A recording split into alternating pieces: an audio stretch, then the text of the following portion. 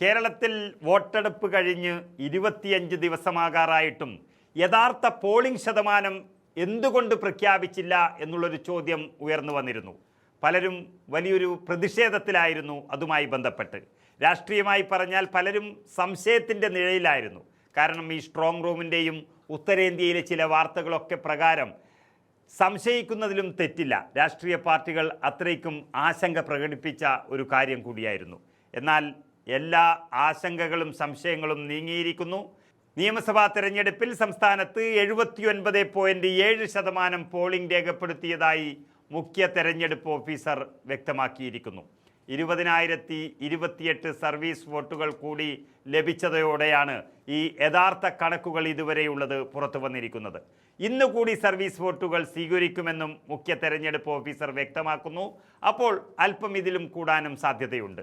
പെരുമാറ്റച്ചട്ടം മെയ് 6-ാം തീയതി വരെ നിലനിൽക്കുമെന്നും അത് ബാധകമാണെന്നും തെറ്റായ ഫലം നൽകിയാൽ നിയമ നടപടി ഉണ്ടാകുമെന്നും രത്തൻ യു കേൽക്കർ വാർത്താ സമ്മേളനം വിളിച്ച് അറിയിച്ചിരിക്കുന്നു.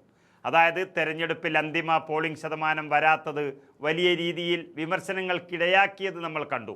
ഇതിനിടെയാണിപ്പോൾ മെയ് 1-ാം തീയതി വരെയുള്ള ആകെ പോളിംഗ് ശതമാനത്തിൻ്റെ കണക്ക് തെരഞ്ഞെടുപ്പ് കമ്മീഷൻ പുറത്തുവിട്ടിരിക്കുന്നത്. ഇതുവരെ തിരികെ വന്നിരിക്കുന്ന പോസ്റ്റൽ വോട്ടിൻ്റെ കണക്ക് ചേർത്തുകൊണ്ടാണ് ഇത്രയും ശതമാനം കൂടുതലായി വന്നിരിക്കുന്നത്. ഇന്ന് വരെ കിട്ടുന്ന സർവീസ് വോട്ടുകൾ ഉൾക്കൊള്ളിച്ചുകൊണ്ട് അന്തിമ പോളിംഗ് ശതമാനം പിന്നീട് പ്രഖ്യാപിക്കുമെന്നും തെരഞ്ഞെടുപ്പ് ഓഫീസർ പറഞ്ഞിരിക്കുന്നു. നാളെ പോസ്റ്റൽ ബാലറ്റ് വോട്ടുകളായിരിക്കും ആദ്യം എണ്ണുന്നത്. വോട്ടെണ്ണലിനായി 15,465 ഉദ്യോഗസ്ഥരെയാണ് നിയോഗിച്ചിട്ടുള്ളത്. സുരക്ഷയ്ക്കായി ഇതിനു പുറമെ 32,301 പോലീസ് ഉദ്യോഗസ്ഥരെയും ചുമതലപ്പെടുത്തി കഴിഞ്ഞു.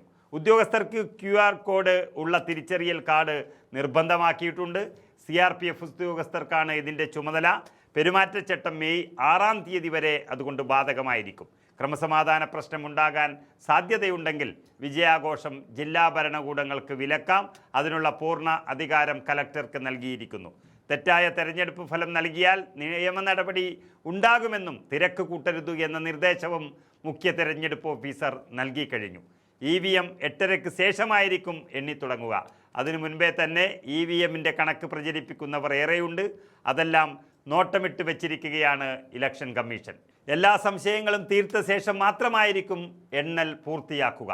സ്ട്രോങ് റൂം തുറക്കുന്നത് ചിത്രീകരിക്കാൻ മാധ്യമങ്ങൾക്ക് അനുമതിയില്ല. എങ്കിലും അതിൻ്റെ ദൃശ്യങ്ങളെല്ലാം സൂക്ഷിക്കാനുള്ള നടപടികൾ സ്വീകരിച്ചു കഴിഞ്ഞിട്ടുണ്ട്.